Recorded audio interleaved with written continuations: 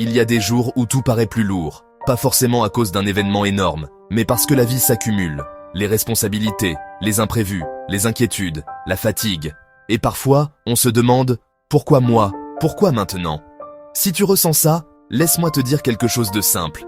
Tu n'es pas seul. Et surtout, ce que tu vis ne prouve pas que tu es faible. Souvent, ça prouve simplement que tu es en train de tenir bon. Aujourd'hui, on commence le premier chapitre.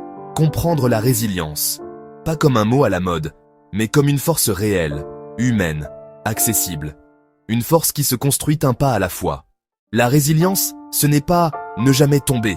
Ce n'est pas sourire quand on a mal. Ce n'est pas faire semblant que tout va bien. La résilience, c'est la capacité de traverser une épreuve sans s'abandonner soi-même. C'est tomber, puis chercher un point d'appui. C'est vivre une tempête intérieure et continuer malgré tout à avancer. Parfois, la résilience ressemble à une victoire, mais la plupart du temps, elle ressemble à un simple geste. Respirer, se lever, recommencer. Elle n'est pas spectaculaire, elle est discrète. Et pourtant, c'est elle qui fait la différence entre s'éteindre et se reconstruire. On imagine souvent la résilience comme quelque chose d'extraordinaire, mais en réalité, elle se vit dans le quotidien. Quand tu fais ce que tu peux, avec ce que tu as, là où tu es, quand tu fais la vaisselle même si